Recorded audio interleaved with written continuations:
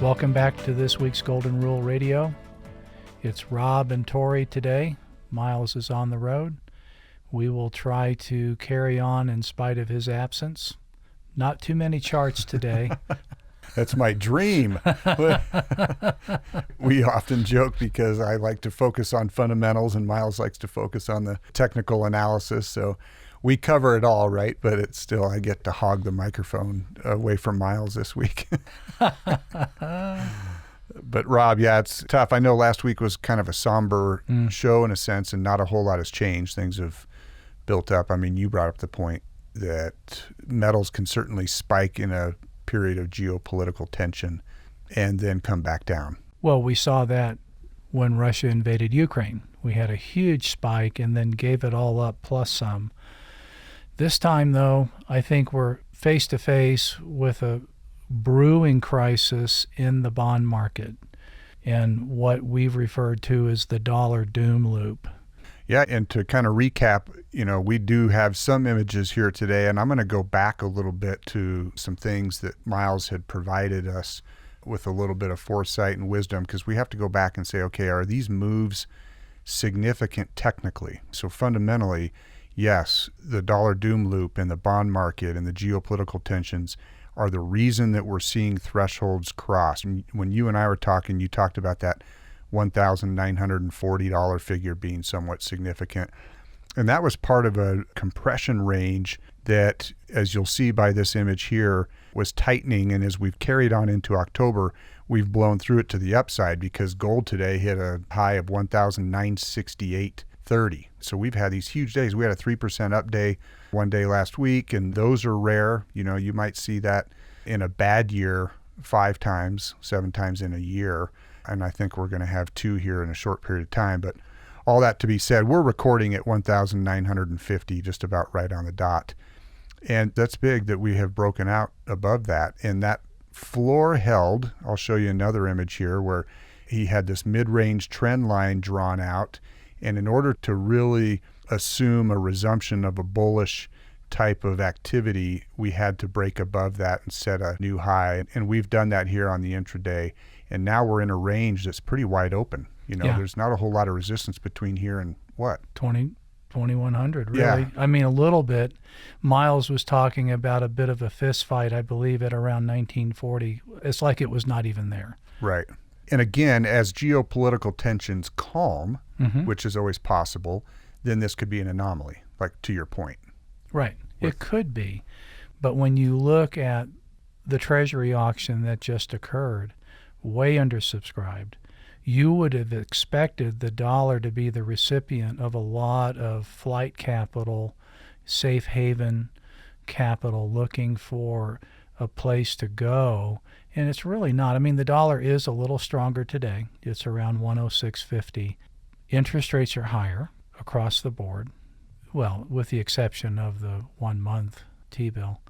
All the other rates are up, and they're way up in the last 2.5 years. We were talking rates on the 1 year close to zero, 25, 35 basis points. It's at 5% now in 2.5, 3 years. That's an enormous move.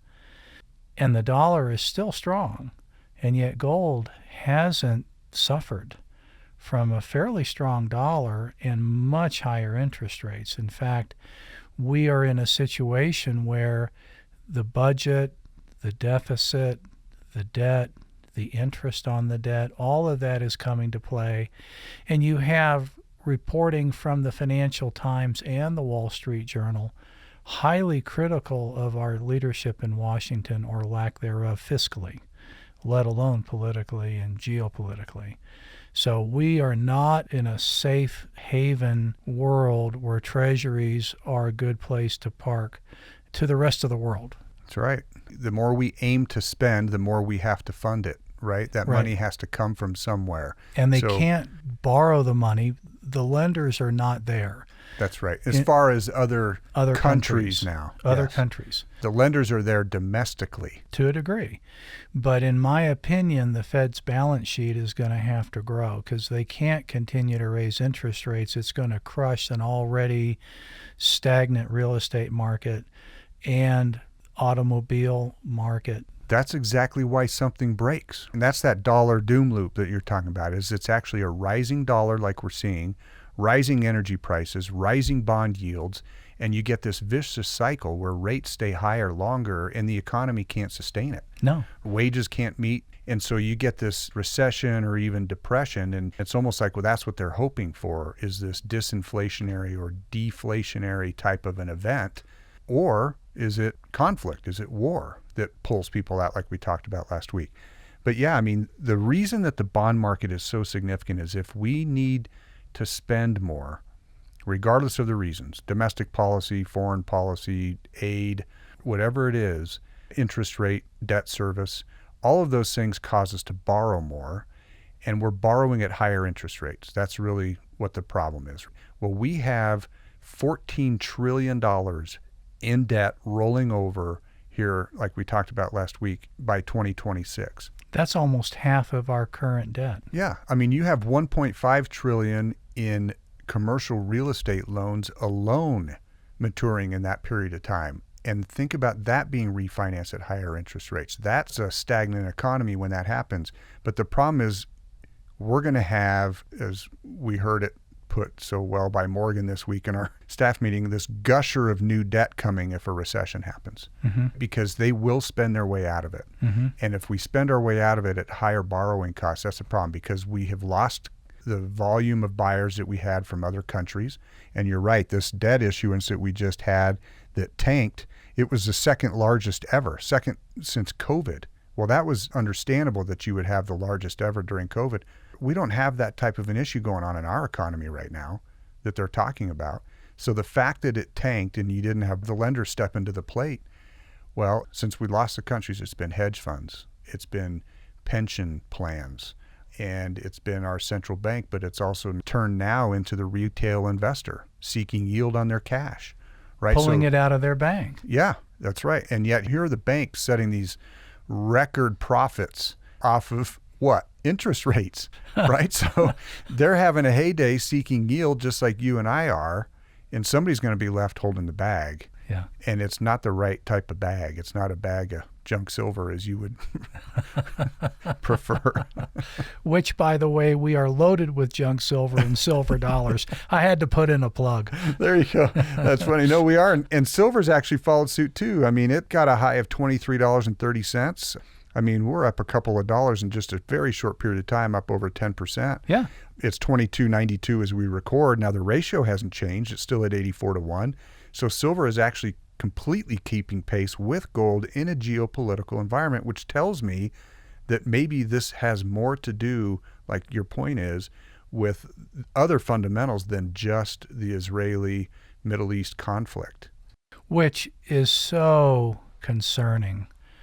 Joe Biden is in Israel right now, saying that he's fully supportive of what Israel needs to do, but not pushing back against Iran, saying anything about Iran, just saying to Israel, you guys need to be careful how you proceed, be measured in your response.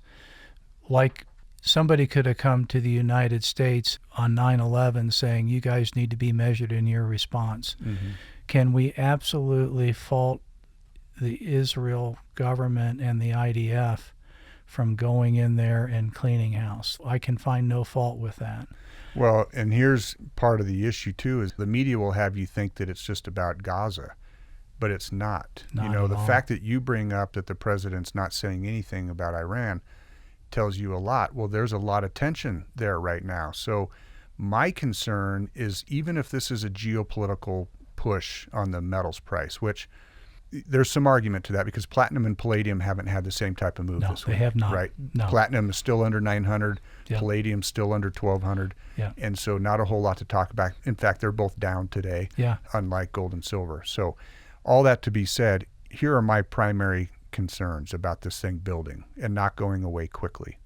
You've got China's economy that we've talked about. They're getting desperate. So the talk about invading Taiwan is still on the table.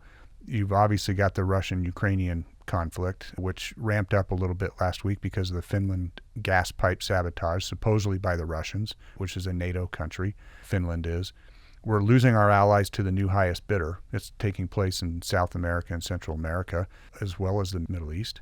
But you've got now Israel in the Middle East, and let's just talk about that. So the accusations of the hospital bombing have certainly added to the tensions. But you've got Hezbollah attacking from Lebanon now, and their leader saying, we are ready to join the war. So you've got that tension building, and in fact, you have Israel not only amassing a massive military force on their northern border with Lebanon, but they're striking terrorist targets in Lebanon, right? And you don't hear the news really talking about that, and Lebanon's firing on Israel, and they've been evacuating their supporters from southern Lebanon because Hezbollah knows basically this is the beginning of a fight. Right. But they're not letting the Palestinians in Gaza exit. Great point. They're trying to do what Hezbollah is telling their supporters to do up north, but you're right. Hamas is using people as human shields, not letting them leave. Jordan won't let them come in. Lebanon won't let them come in. Egypt won't let them go down there. So the Palestinian people, regardless, they are completely unwanted in the neighboring countries. Yep. There is nowhere to flee other than further down south into Gaza. Egypt doesn't want them in, like you're saying. Jordan doesn't want to let them in. Those aren't your typical allegiances, right? And it's got nothing to do with Hamas. It's got to do with the people groups and the hypocrisy of border crossing and immigration, regardless of the situation. But you also have this going on with Syria, Rob. So you've got Lebanon, you've got Gaza and Hamas, and then you've got Syria, and the Aleppo International Airport's closed because Israel's been striking that. Israel's been striking the Damascus airport under accusations of Iran moving strategic weapons to or via Syria. So now Iran is doing this circumvention by arming essentially up north into Syria and Lebanon. So that's a concern. Qatar is now being called out for harboring the Hamas leaders, and they're on the hot seat. Right. You've got the Eisenhower carrier group from the U.S. moved into the Mediterranean for air and maybe potential ground support, who knows? But just a huge amount of American military assets promised. But the part that bothers me is $100 billion has been proposed in aid by President Biden for Israel and Ukraine. So using this opportunity to take another $100 billion spending, here we go, to fund this. So I'm not saying that we weigh in whether we should or we shouldn't. I'm just talking about that does not indicate a slowdown in conflict. That indicates a ramp up. And then Mahmoud Abbas canceled his meeting with President Biden. So did the King of Jordan when he was over there. They did not meet. I don't know the last time that's ever happened to our head of state. No. And they canceled those meetings. Won't meet the President of the United States. Won't meet, which just doesn't bode well for looming conflict. And then finally, you've got terror threats rising all over in the U.S., London, tourist attractions in Paris shut down, the Louvre, Palace of Versailles, train stations, and then the Iranian leader calling for the destruction of Israel in the U.S. So this may be here to stay. We don't know. But I'm going to come full circle back to the underlying economic fundamentals. Another big red flag is U.S. domestic economic policy and viability. Right, Rob? I mean, that's your fundamental breakdown. And keep your eyes on that bond market because that's where the money's going to come from. And I can see the Federal Reserve balance sheet ballooning. Was it $9 trillion, came down to $8 trillion? I can see it going over $20 trillion. Well, I mean, let's talk about $1 billion. Let's put it in perspective. 1 billion seconds ago, it was 1959. 1 billion minutes ago, Jesus was alive. 1 billion hours ago, we were in the Stone Age. There you go. And we're talking $100 billion? Yep. Like it's nothing. Like it's nothing. Well, we're talking trillions, right? And the interest on our debt right now is 2.9%. The fear is with the rolling over this debt, it's going to balloon up to 4%. Easily. And that's too much of our GDP. That's an unsustainable, unmanageable number because it's not just the spending, it's the debt service. It's no different than you racking up a credit card and then the credit card adjusting your interest rate. And you're in serious trouble. And we are. And we are. Well, we'll get off the geopolitical tensions, but somewhat related is the energy. So your dollar doom loop, that's another component to it, yields, but energy prices. And there's a really good chance that we see energy explode here again. Like it's the barrel of oil price. It's at 88 now. West Texas International is just over 88. Easily 150. and that could happen within months. Well, and Russia could make sure it happens. If they want to weaponize oil, you know how easy that would be for them to do that in this type of geopolitical landscape? Yeah. In the winter against Europe, they sell their oil cheaply to China, and then they just gouge it to everybody else. They drive up energy prices. They jab Europe in the ribs, indirectly affecting the United States. And now energy prices going sky high, adding insult to injury when the cost of living is already just spiraling out of control. Oh, yeah. People are having to choose where they put their money right now. It's not free. People are feeling the pinch. And we're in a situation where our domestic energy output has been really encumbered during this administration. That's right. And so don't be surprised if in that environment, this dollar doom loop accelerates and the dollar takes off and goes and touches that previous high of 115 that we saw this time last year, and maybe even beyond that. Normally that would drive the gold price down. Yeah. But if it's coinciding with these underlying tumultuous facts, much like in 2009, late 2008, you'll see the dollar and gold go together while everything else is really suffering. But then people are going to call us and say, if the dollar's so strong, why am I paying so much at the pump? Why am I paying so much at the grocery store? How come it costs so much to go to the doctor? It's a doom loop. Yeah. So the dollar may appear strong, but the cost that it takes for us to feed our families and get to work and do all the other things continue to rise as well. It's coinciding with the ongoing inflation. They talk about being excited about maybe pausing rate hikes in this disinflationary environment's bringing interest rates down to the Fed target of 2%. You know how insulting that is right now to think that it's okay for us to just grow at a 2% annualized inflation rate when we've doubled in the last 9 years. Yeah. It's like, no, we need, unfortunately, a recessionary type environment where there's true deflation and everybody gets a little break.